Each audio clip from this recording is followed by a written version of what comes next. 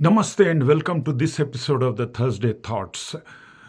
The breaking news at this hour is a military helicopter with three army men has collided with a passenger aircraft of the American Airlines carrying 60 passengers and four crew members.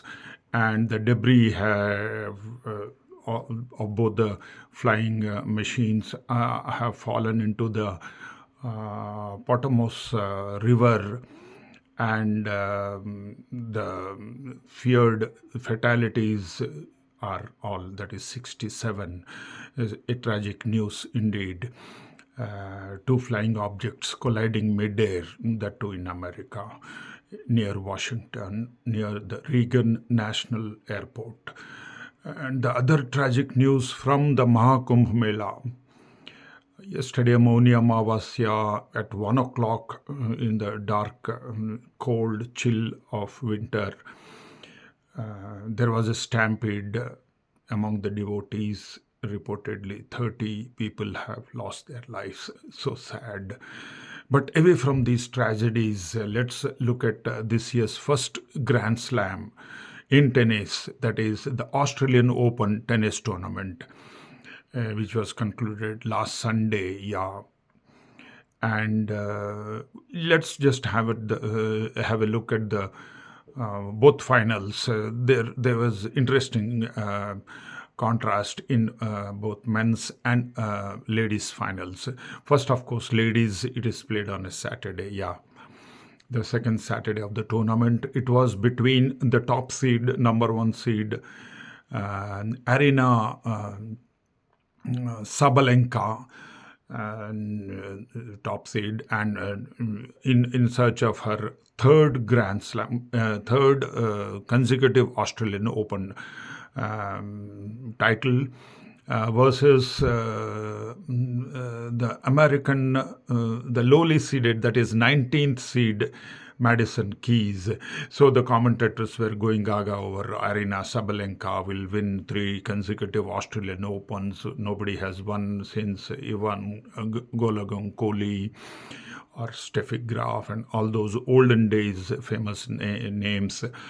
And they were betting on Arina Sabalenka, but what it turned out to be, the Grand Slam so far, who was never won the Grand Slam even once in her career, that is Madison Keys, won the first set 6-3. She was playing better tennis. I have watched it. And the second set, of course, Arina Sabalenka fought back with a 6-2 win. But the third set went into the tiebreaker, and in 7-5, that is what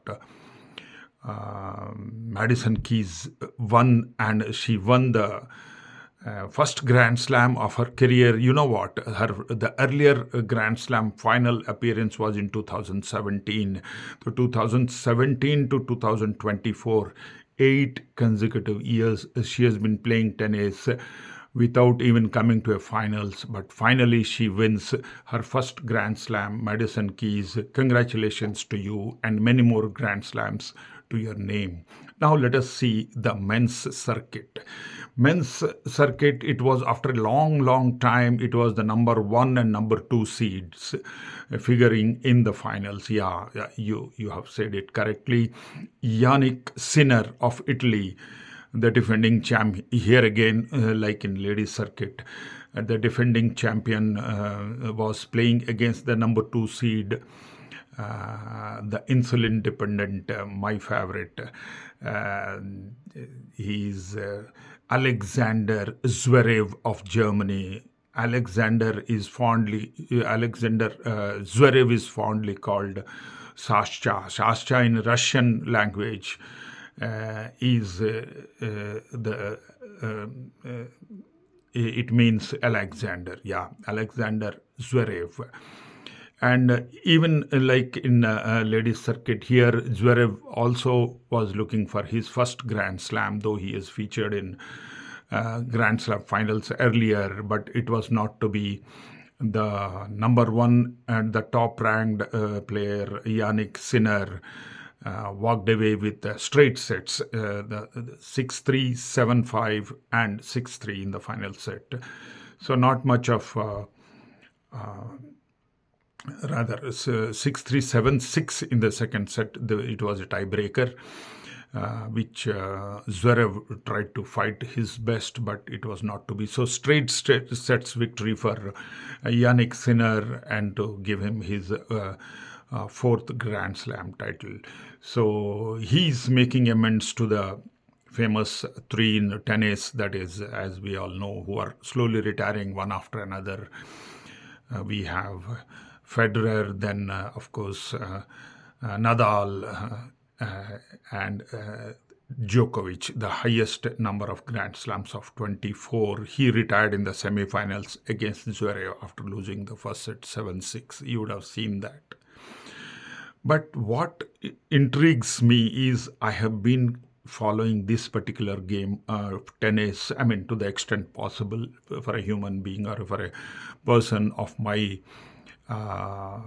stature or nature, how much possible. I have been following tennis since almost in the late 80s up to 2024, 2025. This year also, the Australian Open I have watched. I mean, given if I am at leisure and I have got some Grand Slam matches or finals to be watched, definitely I'll be glued to the television. So now my interesting point or intriguing point is, since the beginning of my interest in the tennis, in the game of tennis, till now, there has never been an Indian Grand Slam winner in singles. I'm talking about doubles. We have got plenty. Luckily, I mean, it touches around 40, I think, because 18 is the number of Grand Slams won by our Leander Paes and 12 by Mahesh Bhupati, but they won only in doubles, mixed doubles or doubles, and Sania Mirza with maybe 6 or 7, like that. So, I mean, all this add up to one point, that what happens to the Indians in the singles, the best singles performance by any Indian, male or female, was in singles. Let me remind you, it was way back in 1960 and 1961, Ramanathan Krishnan featuring in the semi-finals of the 2 consecutive years at Wimbledon. He was the highest rank got in number 3, seeded number 3, and he featured in the quarterfinals of 1962 Australian Open as well. But he has never won a Grand Slam cup, or no Indian ever has won a Grand Slam. So what is this paradox? I mean, contrast that to the statistics in cricket, which the other game I was very fond of, but slowly I thought it should be logical for me to look around for other sports as well. And India is doing well in the other sports, like maybe badminton, shuttle badminton, thanks to Pullela Gopichand and his producers like P.V. Sindhu, H.S. Prannoy, and so many others.